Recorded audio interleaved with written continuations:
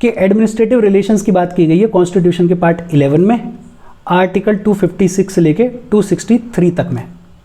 अच्छा, आगे बढ़ने से पहले एक चीज़ और, एक होता है लेजिस्लेटिव और एक होता है एग्जीक्यूटिव, और इन दोनों के बीच का डिफरेंस आपको क्रिस्टल क्लियर होना चाहिए। होपफुली वैसे पता होगा आपको, लेकिन एक बार फिर भी देख लेते हैं। लेजिस्लेटिव का मतलब होता है लॉ मेकिंग की पावर। लॉ मेकिंग की जो पावर है उसे बोलते हैं लेजिस्लेटिव पावर, और जब कानून बन गया उसके बाद उसको एग्जीक्यूट किया जाएगा उसे बोलते हैं एग्जीक्यूटिव पावर, और जब कानून को एग्जीक्यूट किया जाएगा तभी बात होगी एडमिनिस्ट्रेशन की, एडमिनिस्ट्रेटिव रिलेशंस की। अब लॉ मेकिंग की पावर किसको दी गई है? सेंटर में लॉ मेकिंग की पावर है पार्लियामेंट के पास में, और पार्लियामेंट में कौन कौन है? लोकसभा, राज्यसभा और प्रेसिडेंट। लोकसभा और राज्यसभा में बिल पास करवाया जाता है और प्रेसिडेंट के पास भेज दिया जाता है एसेंट के लिए। स्टेट्स में लॉ मेकिंग की पावर किसके पास में है? स्टेट्स में लॉ मेकिंग की पावर है स्टेट लेजिस्लेचर्स के पास में, और इसमें कोई डाउट नहीं होना चाहिए। लॉ बन गया, अब बारी आई उसको एग्जीक्यूट करने की, और एग्जीक्यूट करते हैं एग्जीक्यूटिव्स, और एग्जीक्यूटिव्स भी दो टाइप के हैं। एक होते हैं पॉलिटिकल एग्जीक्यूटिव्स, पॉलिटिकल एग्जीक्यूटिव्स, और दूसरे होते हैं permanent executives, permanent executives. Political executives की अगर बात करें तो यूनियन लेवल पे, सेंट्रल लेवल पे यूनियन एग्जीक्यूटिव्स होते हैं, और यूनियन एग्जीक्यूटिव कौन कौन है? President, vice president, prime minister, council of minister और अटॉर्नी जनरल ऑफ इंडिया। लेकिन आमतौर पे हम क्या कह देते हैं कि यूनियन लॉज को एग्जीक्यूट करते हैं council of ministers headed by the prime minister. हालांकि प्राइम मिनिस्टर खुद काउंसिल का हिस्सा होते हैं, लेकिन हाँ, सबसे ऊपर प्राइम मिनिस्टर आते हैं। तो अपन कहते हैं कि यूनियन लॉज को एग्जीक्यूट करता है council of ministers headed by the prime minister. और क्यों कहते हैं ऐसा?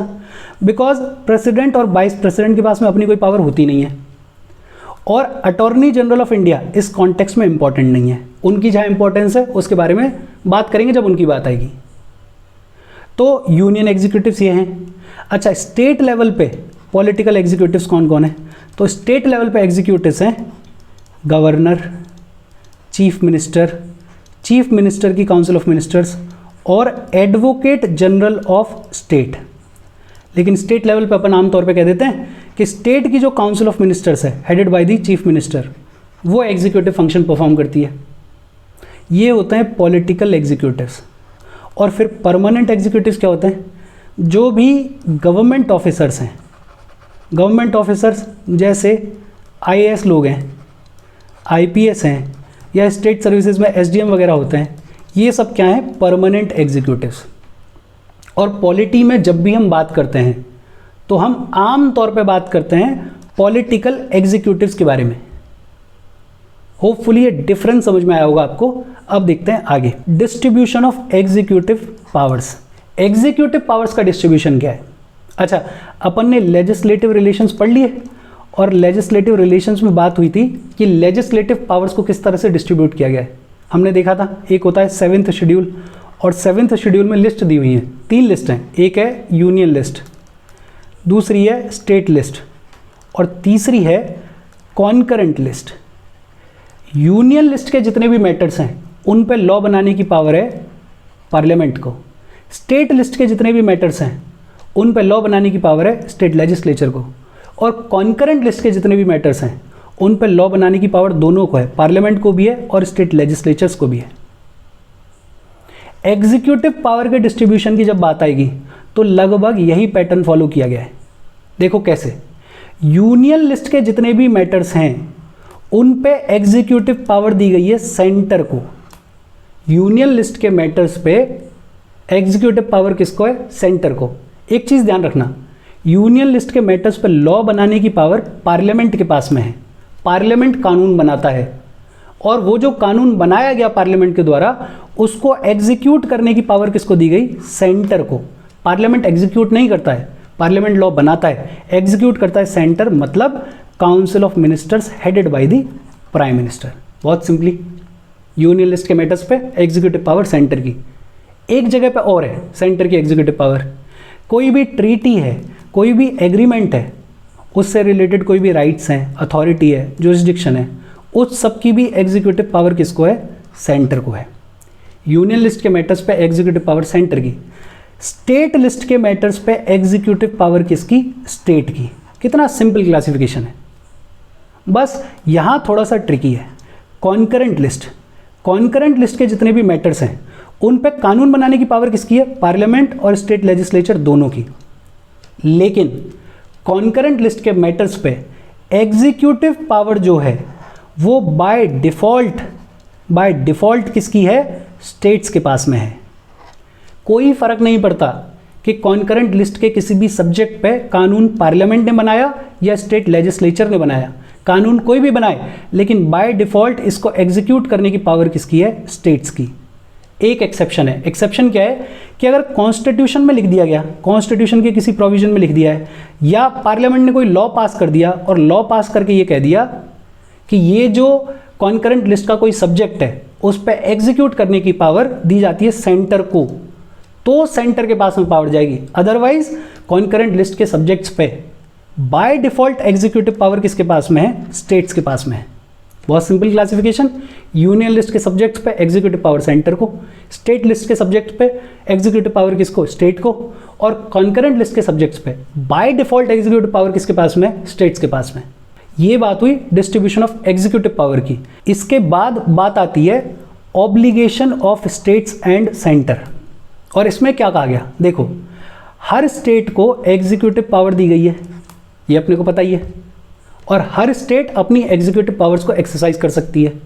लेकिन स्टेट अपनी एग्जीक्यूटिव पावर्स को एक्सरसाइज करते हुए दो बातें ध्यान में रखेगी, और वो दो बातें कौन सी हैं? पहली, to ensure compliance with the laws made by the parliament and any existing law which apply in the state। मतलब स्टेट में ऑलरेडी कोई लॉ है या फिर पार्लियामेंट ने कोई लॉ बना दिया है, तो स्टेट अपनी एग्जीक्यूटिव पावर्स को एक्सरसाइज करते हुए ये ध्यान रखेगी कि वो उस पार्लियामेंट लॉ के साथ में कंप्लाई करे, उस पार्लियामेंट लॉ को या स्टेट के लॉ को वायलेट ना करे। एग्जीक्यूटिव पावर्स को एक्सरसाइज करते हुए ध्यान रखा जाए कि वो पार्लियामेंट लॉ के साथ में कंप्लाई कर रही है, पार्लियामेंट लॉ के हिसाब से काम कर रही है, उसके विरोध में नहीं जा रही है। दूसरा, नॉट टू इम्पीड और prejudice the exercise of the executive power of the centre in the state. मतलब सेंटर अगर स्टेट में अपनी एग्जीक्यूटिव पावर को एक्सरसाइज कर रहा है तो स्टेट उसको इम्पीड नहीं करेंगी मतलब उसके रास्ते में बाधा नहीं बनेंगी, अड़चन नहीं डालेंगी। दो चीज़ों का ध्यान रखना है। एक तो जब स्टेट अपनी एग्जीक्यूटिव पावर को एक्सरसाइज करेगी तो ध्यान में रखेगी कि किसी पार्लियामेंट लॉ के अगेंस्ट में तो नहीं जा रही है, कंप्लाई करेगी पार्लियामेंट लॉ के साथ में। और दूसरा, सेंटर अगर स्टेट में अपनी एग्जीक्यूटिव पावर को एग्जीक्यूट करेगा, एक्सरसाइज करेगा, तो स्टेट उसके रास्ते में बाधा नहीं बन सकते हैं। और अगर स्टेट्स ने ऐसा नहीं किया तो आ जाता है आर्टिकल 365, जो कि कहता है whenever a state fails to comply with or to give effect to any direction from the centre. जब भी कोई स्टेट सेंटर के दिए हुए डायरेक्शन को फॉलो नहीं करता, नहीं मानता, तो फिर it will be lawful for the president to hold that a situation has arisen in which the government of the state cannot be carried out in accordance with the provisions of the constitution. अगर state centre के दिए हुए directions को नहीं मानता है तो president ये कहेंगे कि अब भाई स्थिति ऐसी आ गई है कि स्टेट गवर्नमेंट जो है वो कॉन्स्टिट्यूशन के प्रोविजंस के हिसाब से नहीं चल रही है, और जब कॉन्स्टिट्यूशन के प्रोविजंस के हिसाब से नहीं चल रही है तो वहाँ पे लाया जा सकता है फिर प्रेसिडेंट रूल अंडर आर्टिकल 356। 365 में कहा गया कि अगर सेंटर के डायरेक्शंस को स्टेट्स नहीं मानती हैं तो प्रेसिडेंट ये कह देंगे कि स्टेट गवर्नमेंट जो है वो कॉन्स्टिट्यूशन के प्रोविजंस के हिसाब से नहीं चल रही है, और जब ऐसा कह दिया जाएगा तो वहाँ पे लाया जा सकता है president rule under article 356। Obligation of states and centre. Basically ये दोनों बातें स्टेट्स को माननी ही माननी पड़ेंगी। एक तो अपनी एग्जीक्यूटिव पावर को एक्सरसाइज करते हुए ध्यान रखना है कि वो किसी पार्लियामेंट के एक्ट के विरोध में तो नहीं जा रहे हैं, उसके साथ में कंप्लाई करें। और दूसरा, सेंटर अगर स्टेट में अपनी एग्जीक्यूटिव पावर को एक्सरसाइज कर रहा है तो उसके रास्ते में बाधा नहीं बनना। अच्छा, इसके अलावा भी कुछ ऐसी चीज़ें हैं जहां सेंटर जो है वो स्टेट्स को डायरेक्शन इशू कर सकता है, और वो चीज़ें कौन सी हैं? पहला, the construction and maintenance of means of communication declared to be of national and military importance by the state. कोई भी मिलिट्री या फिर नेशनल इंपॉर्टेंस के मीन्स ऑफ कम्युनिकेशन, उनके कंस्ट्रक्शन और उनके मेंटेनेंस से रिलेटेड डायरेक्शंस सेंटर इशू कर सकता है स्टेट्स को। दूसरा, the measures to be taken for the protection of the railways within the state. State में जो भी रेलवेज हैं, जो भी रेलवे लाइंस हैं, उनके प्रोटेक्शन के लिए डायरेक्शंस इशू कर सकता है सेंटर स्टेट्स को। रेलवेज इकोनॉमी के लिए बेहद इंपॉर्टेंट हैं, उनका प्रोटेक्शन जरूरी है, तो उससे रिलेटेड डायरेक्शंस सेंटर स्टेट्स को इशू कर सकता है। तीसरा, the provisions of adequate facilities for instruction in the mother tongue at the primary stage of education to the children belonging to the linguistic minority groups in the state. State के जो भी linguistic minority groups हैं, उनके बच्चों को primary level पे mother tongue में instructions issue की जाए, इससे रिलेटेड डायरेक्शंस भी सेंटर इशू कर सकता है स्टेट्स को। अच्छा, ये जो है मदर टंग वाला प्रोविजन, इसकी बात अपन ने की है डीपीएसपीज वाले चैप्टर में, डायरेक्टिव्स आउटसाइड पार्ट 4।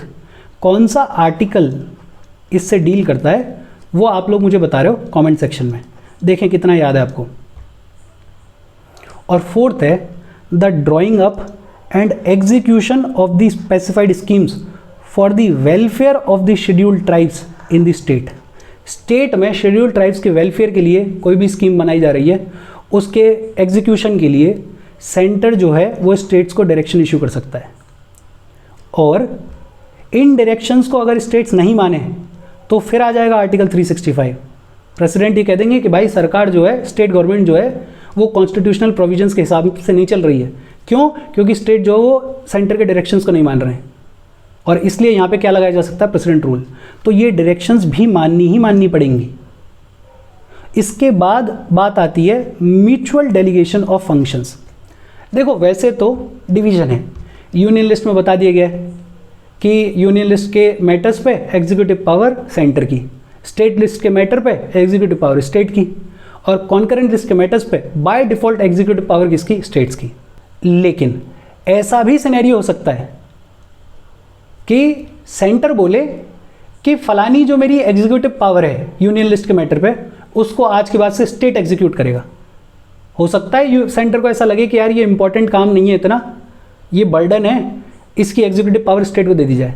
या उल्टा स्टेट बोले कि यार हमारा जो स्टेट लिस्ट का सब्जेक्ट है उस पर आज के बाद से एग्जीक्यूट करने की पावर हम सेंटर को दे रहे हैं। दोनों ही चीज़ें हो सकती हैं। आर्टिकल 258 क्लॉज 1 क्या कहता है?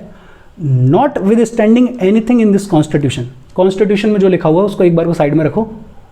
द प्रेसिडेंट में with the consent of the government of the state, और इसमें ये टर्म कंसेंट बहुत इंपॉर्टेंट है। प्रेसिडेंट स्टेट की गवर्नमेंट की सहमति के बाद, पहले सहमति लेंगे स्टेट की गवर्नमेंट से, उसके बाद प्रेसिडेंट एंट्रस्ट आइदर कंडीशनली और अनकंडीशनली टू दैट गवर्नमेंट और its officers functions in relation to any matter to which the executive power of the union x tends.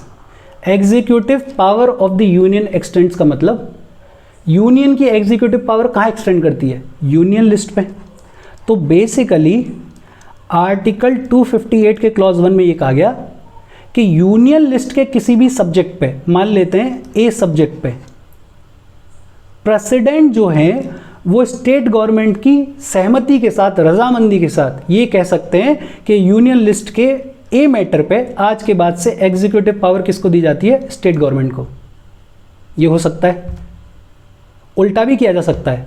Article 258A ये कहता है not with standing anything in this constitution, कि constitution में जो भी लिखा हुआ है उसको एक साइड में करो। The governor of the state, state के governor with the consent of the government of India, consent important है, और गवर्नमेंट ऑफ इंडिया का मतलब सेंटर, गवर्नमेंट ऑफ इंडिया का मतलब सेंटर, कि स्टेट के गवर्नर गवर्नमेंट ऑफ इंडिया की कंसेंट के साथ, सहमति के साथ, कैन एंट्रस्ट आइदर कंडीशनली और अनकंडीशनली टू दैट गवर्नमेंट और it's officer functions in relation to any matter to which the executive power of the state extends. Executive power of the state extend कहाँ करती है state की executive power extend? वो करती है state list पे।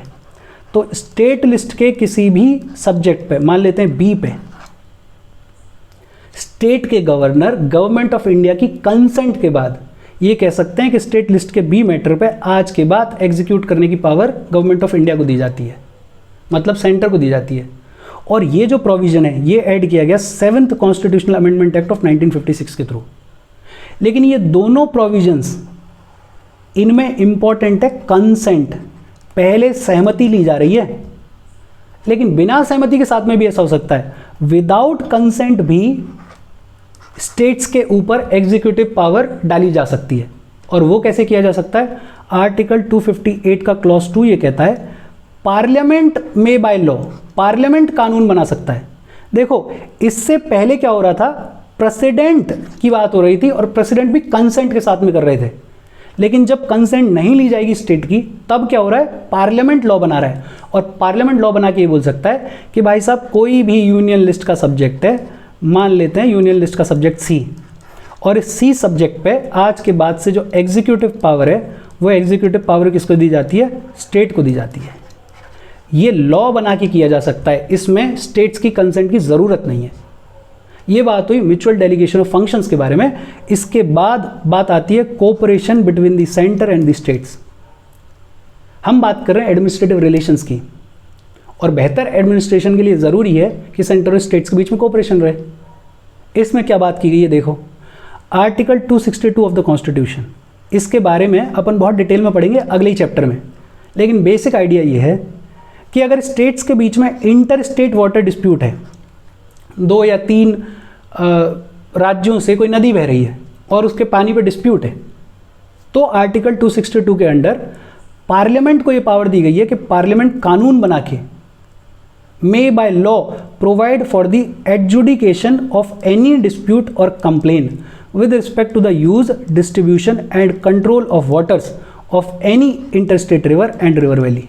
Parliament कानून बना के एजुकेट कर सकते हैं और बता सकते हैं कि किस तरह से पानी को यूज़ किया जाएगा, डिस्ट्रीब्यूट किया जाएगा, कंट्रोल किया जाएगा वाटर्स को, इंटर स्टेट वाटर डिस्प्यूट्स को रिजॉल्व करने के लिए। आर्टिकल 263, इसके बारे में भी अपन अगले चैप्टर में पढ़ेंगे बहुत डिटेल में। लेकिन बेसिक आइडिया ये है कि 263 के अंडर प्रेसिडेंट को पावर दी गई है कि प्रेसिडेंट जो है वो इंटर स्टेट काउंसिल इस्टेब्लिश कर सकते हैं। और इंटर स्टेट काउंसिल का काम क्या है? सेंटर या फिर स्टेट्स के बीच में या फिर स्टेट्स के बीच में कोऑर्डिनेशन इस्टेब्लिश करना, कोऑर्डिनेशन बनाना। और ऐसा इंटर स्टेट काउंसिल इस्टेब्लिश किया गया था 1990 में।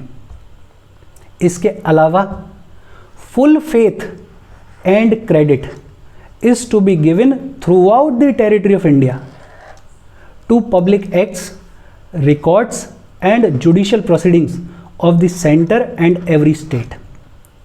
सेंटर और स्टेट के जो भी पब्लिक एक्ट्स हैं, जो भी रिकॉर्ड्स हैं, जो भी जुडिशियल प्रोसीडिंग्स हैं, उनको फुल फेथ, उनको फुल क्रेडिट, उनको फुल मान्यता मिलनी चाहिए through out the territory of India. Record का मतलब कोई भी गवर्नमेंट का ऑफिसर जो भी कोई रिकॉर्ड प्रिपेयर करता है उसकी बात हो रही है यहाँ पे। जुडिशियल प्रोसीडिंग्स, सुप्रीम कोर्ट ने, हाई कोर्ट ने या सबऑर्डिनेट कोर्ट ने किसी ने कुछ कहा तो उसको through out the territory of India मान्यता मिलनी चाहिए। पब्लिक एक्ट्स में क्या आता है? Both legislative and executive acts of the government. Government के लेजिस्लेटिव और एग्जीक्यूटिव एक्ट्स दोनों आते हैं पब्लिक एक्ट्स में। और पब्लिक रिकॉर्ड में क्या आता है? कोई भी ऑफिशियल बुक, कोई भी रजिस्टर, कोई भी record made by the public servant in the discharge of his official duty. इसके अलावा Parliament can appoint an appropriate authority to carry out the purposes of the constitutional provisions relating to the interstate freedom of trade, commerce and intercourse। Trade commerce के freedom के लिए अगर parliament चाहे तो appropriate authority appoint कर सकता है, लेकिन अब तक ऐसी कोई अथॉरिटी अपॉइंट नहीं की गई है। और ये बात हो गई कोऑपरेशन के बारे में। इसके बाद बात आती है ऑल इंडिया सर्विसेज।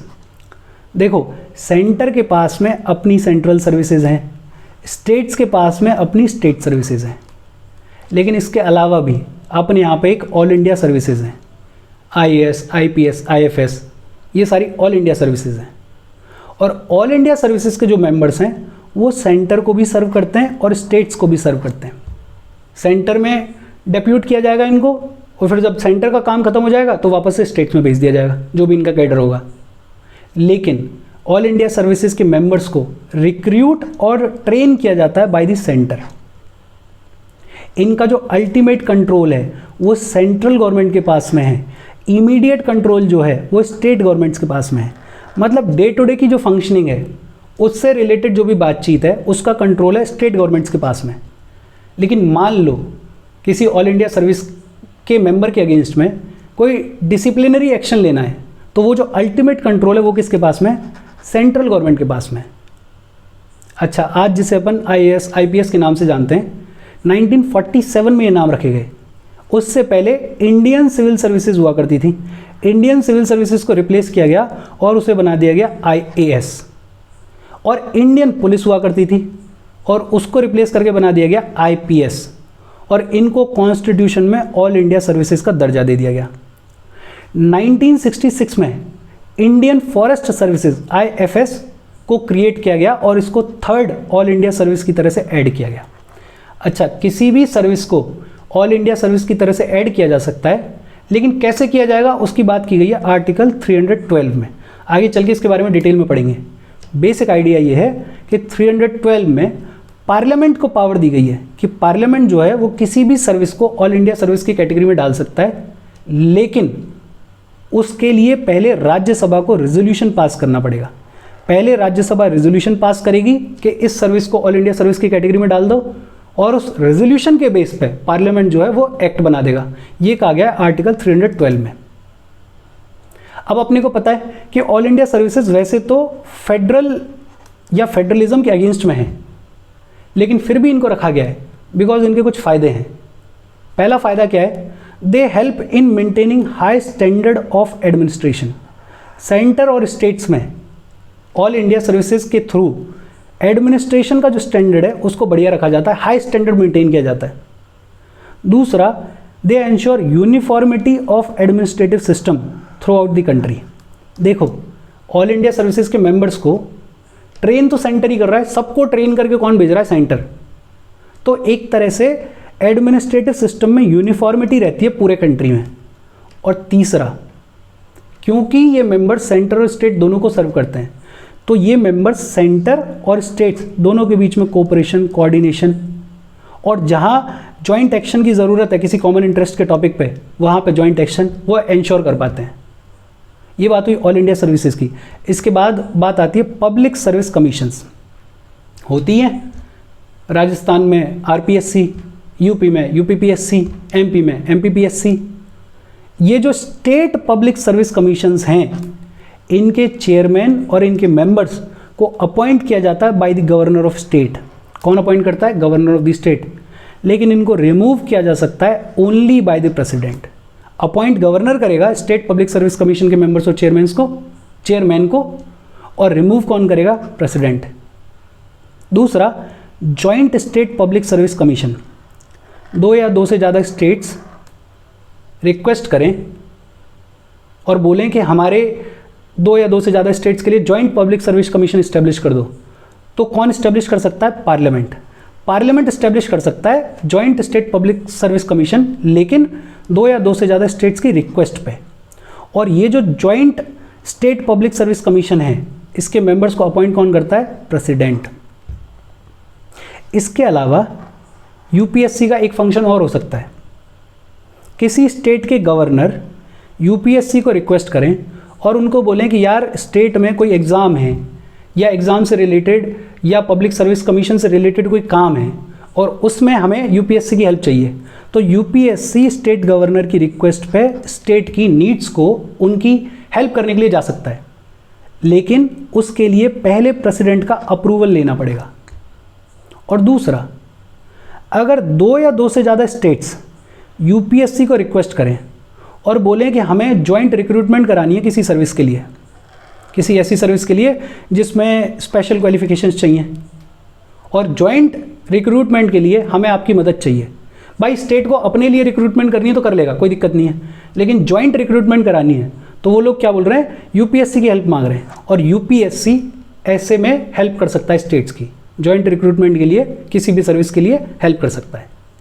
इसके बाद बात आती है इंटीग्रेटेड जुडिशियल सिस्टम। हमारे यहाँ पे इंटीग्रेटेड जुडिशियल सिस्टम है, सबसे ऊपर सुप्रीम कोर्ट, उसके नीचे हाई कोर्ट्स, उसके नीचे सबऑर्डिनेट कोर्ट्स।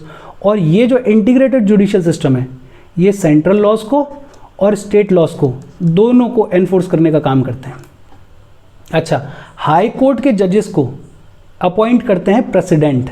हाई कोर्ट के जजेस को कौन अपॉइंट करता है, प्रेसिडेंट। लेकिन प्रेसिडेंट करते हैं in consultation with the chief justice of India and the governor of the state. Chief justice of India और गवर्नर ऑफ द स्टेट को कंसल्ट करेंगे, उसके बाद प्रेसिडेंट जो है वो हाई कोर्ट के जजेस को अपॉइंट करेंगे। इसमें और बहुत सारी चीज़ें, कॉलेजियम सिस्टम वगैरह, लेकिन वो अपन तब पढ़ेंगे जब अपन हाई कोर्ट्स के बारे में पढ़ेंगे। बेसिक आइडिया ये है। और हाई कोर्ट के जजेस का ट्रांसफ़र और उनको रिमूव किया जा सकता है बाय द प्रेसिडेंट। रिमूवल का भी प्रोसीजर है, वो भी देखेंगे। अच्छा, पार्लियामेंट अगर चाहे तो parliament common high courts establish कर सकता है फॉर 2 और मोर स्टेट्स। 2 या 2 से ज़्यादा स्टेट्स के लिए कॉमन हाई कोर्ट्स इस्टेब्लिश कर सकता है कौन, पार्लियामेंट। किया भी हुआ है महाराष्ट्र और गोवा के लिए, पंजाब और हरियाणा के लिए। ये बात हुई इंटीग्रेटेड जुडिशियल सिस्टम की। इसके बाद बात आती है रिलेशंस ड्यूरिंग इमरजेंसीज, और ये तो बहुत सिंपल है। आर्टिकल 352 के अंडर लगती है नेशनल इमरजेंसी, और जैसे ही नेशनल इमरजेंसी लगी सेंटर के पास में सारी पावर आ जाती है। जितनी भी एग्जीक्यूटिव पावर है स्टेट की वो किसके पास में आ जाती है, सेंटर के पास में। सेंटर जो है वो स्टेट को किसी भी मैटर पे डायरेक्शंस इश्यू कर सकता है नेशनल इमरजेंसी के टाइम पे। स्टेट गवर्नमेंट जो है वो पूरी तरह से सेंटर के कंट्रोल में आ जाते हैं, हालांकि स्टेट गवर्नमेंट सस्पेंड नहीं होते हैं, पावर नहीं रहती स्टेट गवर्नमेंट्स के पास में, एग्जिस्टेंस में रहते हैं पूरी तरह से किसके कंट्रोल में, सेंटर के में। आर्टिकल 356 प्रेसिडेंट रूल, और जब प्रेसिडेंट रूल लग जाए तो प्रेसिडेंट जो है वो स्टेट गवर्नमेंट या गवर्नर या स्टेट के किसी भी एग्जीक्यूटिव अथॉरिटी के किसी भी फंक्शन को अपने लिए ले सकते हैं। किसी भी फंक्शन के लिए बोल सकते हैं कि ये जो एग्जीक्यूटिव फंक्शन है इसको मैं परफॉर्म करूंगा प्रेसिडेंट रूल के दौरान। और article 360 financial emergency. Financial emergency, पैसे की कमी, फाइनेंशियल इमरजेंसी के टाइम पे सेंटर जो है वो स्टेट्स को निर्देश दे सकते हैं, डायरेक्ट कर सकते हैं और बोल सकते हैं कि देखो फाइनेंशियल प्रॉपरिटी ऑब्जर्व करो, पैसा वैसा बचाओ थोड़ा। ये कह सकते हैं कि तुम्हारे जो स्टेट के सर्विसेज हैं वहाँ पे जो भी पर्सन्स रिक्रूटेड हैं उनकी सैलरी थोड़ी कम कर दो, पैसे की कमी है। ऐसे कोई भी डायरेक्शंस इशू किए जा सकते हैं फाइनेंशियल इमरजेंसी के दौरान। इसके बाद बात आती है अदर प्रोविजंस की। एक आर्टिकल है 355 जो सेंटर के ऊपर 2 ड्यूटीज़ इम्पोज करता है। एक तो ये सेंटर की जिम्मेदारी है कि हर स्टेट को प्रोटेक्ट करेगा centre against external aggression and internal disturbance. कोई बाहर की कंट्री किसी स्टेट पर अटैक कर दे, वो इंडिया पे ही माना जाएगा अटैक, लेकिन पर्टिकुलर किसी स्टेट की बाउंड्री पर से अटैक हो रहा है, या फिर किसी स्टेट में इंटरनल डिस्टर्बेंस बहुत ज़्यादा हो जाए, तो फिर सेंटर की जिम्मेदारी है कि उन स्टेट्स को प्रोटेक्शन प्रोवाइड करे। होता ही है, वेस्ट बंगाल में कभी दंगे हो जाएं या किसी भी स्टेट में, तो सबसे पहले ये मांग की जाती है कि देखो सेंटर की जिम्मेदारी है बचाने की, बचाओ, प्रेसिडेंट रूल लगा दो। डिपेंडिंग अपॉन कि किसकी आइडियोलॉजी क्या है उसके हिसाब से मांगे रखी जाती हैं आजकल। तो दूसरी जिम्मेदारी ये है to ensure that the government of every state is carried on in accordance with the provisions of the constitution. Centre को ये भी ध्यान रखना है कि स्टेट की जो सरकारें हैं वो कॉन्स्टिट्यूशन के प्रोविजंस के हिसाब से चल रही हैं। इसके बाद गवर्नर। गवर्नर जो है वो हेड ऑफ द स्टेट होता है, लेकिन गवर्नर को अपॉइंट किया जाता है प्रेसिडेंट के द्वारा। Governor holds office during the pleasure of the president. वैसे तो गवर्नर जो है वो कॉन्स्टिट्यूशनल हेड है स्टेट का, लेकिन he acts as an agent of the centre in the state. और एडमिनिस्ट्रेटिव पर्पस के लिए गवर्नर बड़ा इंपॉर्टेंट रोल प्ले करता है। सेंटर को अगर कोई बात कहनी है, कोई अपनी लॉ इम्प्लीमेंट करनी है या उसमें कुछ वेरिएशन लेके आना है, तो गवर्नर के थ्रू किया जाता है सब कुछ। इसके बाद the state election commissioner, state election commissioner जो होता है उसको अपॉइंट किया जाता है गवर्नर ऑफ द स्टेट के द्वारा, लेकिन उसको रिमूव किया जा सकता है बाय द प्रेसिडेंट ओनली। ये एडमिनिस्ट्रेटिव रिलेशंस दिखा रहे हैं कि ये अथॉरिटी तो स्टेट की है, स्टेट इलेक्शन कमिश्नर, लेकिन इसको अपॉइंट कौन कर रहा है? गवर्नर, बट रिमूव कौन कर रहा है? प्रेसिडेंट। और इसके बाद लास्ट चीज, एक्स्ट्रा कॉन्स्टिट्यूशनल डिवाइसेस। स्टेट और सेंटर्स के बीच में कोऑपरेशन रहे, कोऑर्डिनेशन रहे, उसके लिए बहुत सारी चीज़ें और की जाती हैं। जैसे बहुत सारी एडवाइजरी बॉडीज़ जो हैं वो मिलती रहती हैं। नीति आयोग है, नेशनल इंटीग्रेशन काउंसिल है, central council of health and family welfare है, central council of local government है, जोनल काउंसिल है, नॉर्थ ईस्टर्न काउंसिल है, central council of Indian medicine है। ये सारे मिलते रहते हैं टाइम टाइम पे और इंश्योर करते हैं कि सेंटर और स्टेट्स के बीच में कोऑर्डिनेशन बना रहे। बहुत सारी कॉन्फ्रेंसेज होती हैं, गवर्नर्स कॉन्फ्रेंस होती है जिसको प्रेसाइड करते हैं प्रेसिडेंट, चीफ मिनिस्टर्स कॉन्फ्रेंस होती है जिसको प्रेसाइड करते हैं prime minister, chief secretaries conference होती हैं जिसको प्रेसाइड करते हैं cabinet secretary, conference of inspector general of police होती है, चीफ जस्टिस की कॉन्फ्रेंस होती है जिसको हेड करते हैं chief justice of India, conference of vice chancellors होती है, होम मिनिस्टर्स कॉन्फ्रेंस होती है जिसके हेड होते हैं central home minister, law ministers conference होती है जिसको प्रेसाइड करते हैं सेंट्रल लॉ मिनिस्टर। तो ऐसी बहुत सारी कॉन्फ्रेंसेस, ऐसी बहुत सारी एडवाइजरी बॉडीज़ मिलती रहती हैं टाइम टाइम पे, ताकि सेंटर और स्टेट्स के बीच में कोऑर्डिनेशन इंश्योर किया जा सके। और इसके साथ आज की अपनी बात खत्म हो गई। कोई डाउट हो please comment. Thank you very much.